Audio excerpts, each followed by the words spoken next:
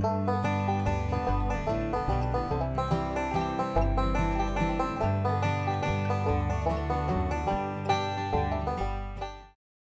and welcome to From the Ground Up. I'm Chris Mullins. Today we're in Colonial Heights, Virginia. We're in a typical suburban setting near the interstate, and I'm here today with Rocky Hammond. He's the owner of the greenhouse you see behind us, and we're going to talk a little bit about home or hobby greenhouses today and see if there's something that you as a viewer might be interested in. Thanks for letting us come here, Rocky, today. Welcome. Good to see you, Chris. How big is this greenhouse you've got? It's 10 by 12. 10 by 12. That's a great size. I noticed you've built it on a hill here. You've built it up a little bit so it can be level and you can grow things in it, right? Oh, yes. Yeah, I had to do that so it wouldn't be such a slope.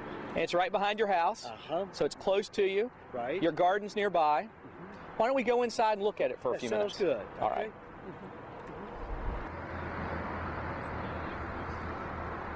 Okay, Rocky, well, you're in your greenhouse. It's a really nice structure. I'm already much warmer just being in here. Oh, definitely. Heats up quickly. So when you're thinking about siting one of these greenhouses, we talked a little bit about slope.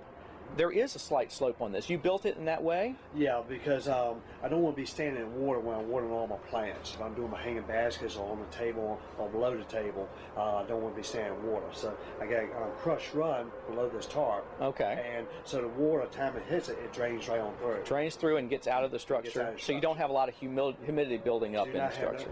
Really no humidity. Great. So when you're thinking, when a person's thinking about siting one of these, how about sunlight?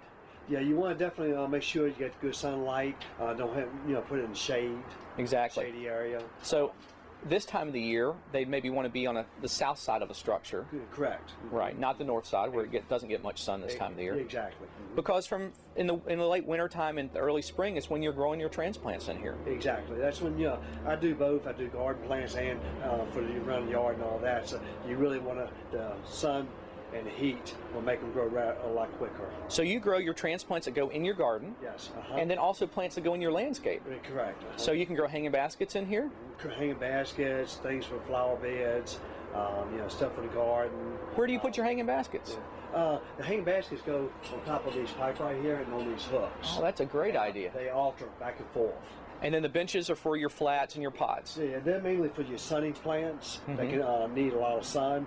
And then below the benches below for your shady plants. Oh, that's great. That's a great combination. So Rocky, obviously to grow the plants you need sunlight.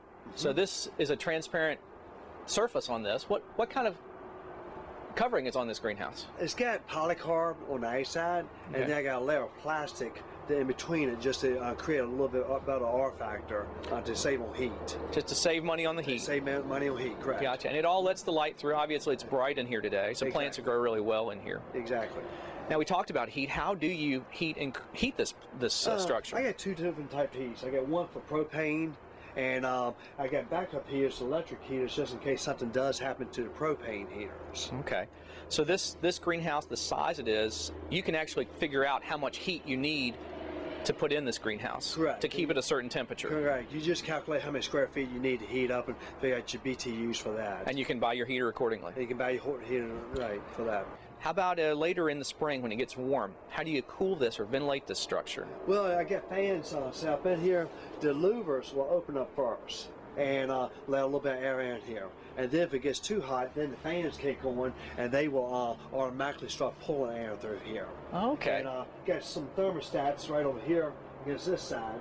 And one controls the louver to tell the louver to open up at a certain temperature, and the other thermostat tells the fan to kick on.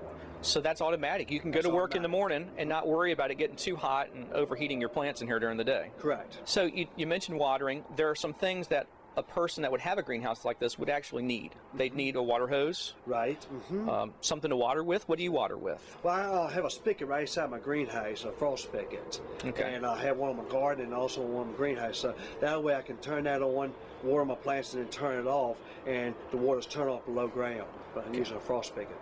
Well, Rocky, when you decided to put this greenhouse up, did you buy it from somebody or did you buy it from a store? How did you find it? I bought it from a retail store there in Richmond. Okay. Okay. Yeah, but there's a lot of places that you can really find greenhouses. You can find them on the internet. You can find them from your different retail stores, or you get supply houses that sell nothing but nursery and products and greenhouse products that you can buy from also. You might find somebody in your neighborhood that has one that you could take down. Okay. Was it hard to build? Not really. It took me about a week to actually put the A-side structure up, and I was working on it in the evening times and then all the entire weekend. Just by yourself? By myself, yes. And that's once I did the flooring, got the level ground and all that. I noticed you supported it a little bit more with a little bit of extra metal.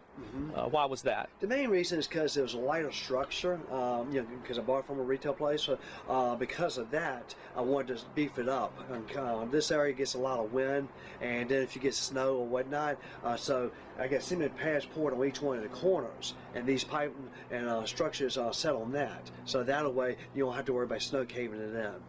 What do you think you spent on the structure itself, maybe? I got roughly about $1,500 and everything. The structure, the water, the electricity, the fans, everything. So what's it like in here when you're growing plants in the springtime, Rocky? Really, truly, I had this place packed from top to bottom with plants. I have so many plants that I grow from my garden, I grow from my house, and flower beds and all. And I also just give it to friends and family and stuff like that. So I have a ton out of here. I bet they're happy about that. Oh, most definitely, they love it. Well, thank you for letting us come here today and showing us around. It's a great place you've got here.